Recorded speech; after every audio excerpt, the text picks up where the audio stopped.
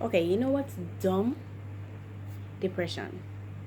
Like, it makes, if you really, if you have depression, like actually have depression, like was diagnosed with it, you'd see what I'm talking about.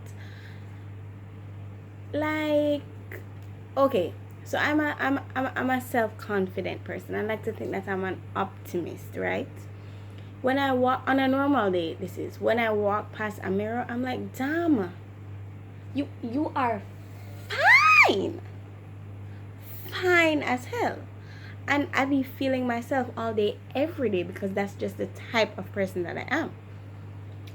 But you see now, when I'm in a when I'm going through a depressive episode, and I wake up and I look in the mirror, I'm like, ew. Like, what am I even looking at right now? Like, what is this? What is this?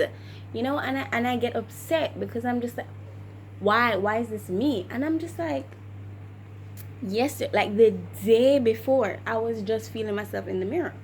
And it's not like when I feel sad my face changes. That doesn't make any sense. No, it's the same person. The same person that I'm looking at right now and thinking is fine as hell is the same person that I see when I'm going through a depressive episode. So why is it that I don't see fineness when I'm depressed? Like, that is making that like that is making any sense. That doesn't make any sense. Like, stop. No. And another thing, like motivation, right? I'm a person who I like to study. Not like it's like my pastime. Like, I look forward to it. No, not like that. Like, no, I'm not like a nerd.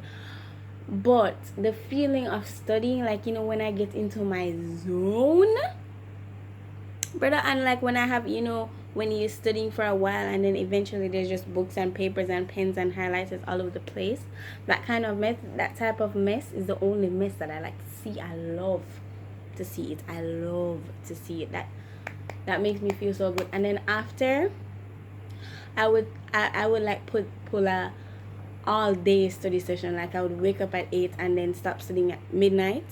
And like after, bro, when I'm going to watch TV or when I'm going to bed, I feel like I'm on top of the world. Like, studying makes me feel amazing. So why is it that when I have depression makes me not want to study? That is that doesn't make any sense. Like, okay, if I'm studying for a test that's tomorrow, right? I can't study for a test that's tomorrow. That gives me anxiety. I hate to study.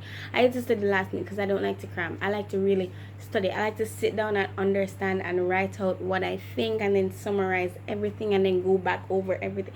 It's a whole thing, and I like to do that. I like to know that I have time. Like CSEC.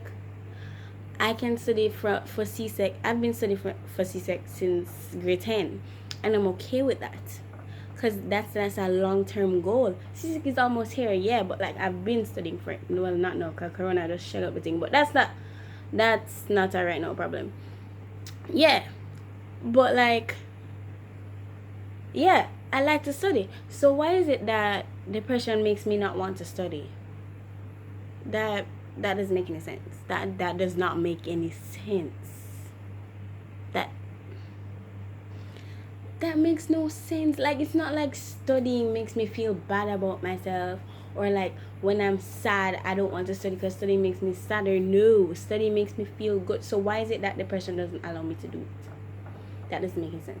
And also with the friend thing, right? I know I have a lot of friends, right? I have like 3 friends really inside me, that three actual friends. But like, I have groups of friends, and like, I know a lot of people and whatever, and like, I know and I've heard that a lot of people care about me and whatever. But then, say Pam, right? Pam is in a bad mood, and I say something to Pam, and she doesn't really respond the way I expected her to respond. I'm over here gonna catch feelings about how Pam doesn't care about me and blah blah blah. what? What? Pam could literally be my best friend for the past 25 billion years, and I'm only 16 years old. Pam and I could be best friends from we were on heaven's veranda. Growing up, we could have grown up together. Pam and I could be fully living together. Pam could wake me up every morning and tell me how much she cares about me. And yet still, if she doesn't respond the way I expect her to respond, I think that she hates me. That does not make sense, brother. What? What? And I know it, you know. I know that that doesn't make sense, but like I still think it. You know? Like there's no possible way that Pam could hate me. Like I just don't see it unless Pam is a hella good actress, and I ain't thinking that far. So what? Bro, honestly, I'm tired of being divorced. Like I'm so over this. Like I'm over it. I don't know if there's like a contract that I signed in a previous life, but I would like to cancel it.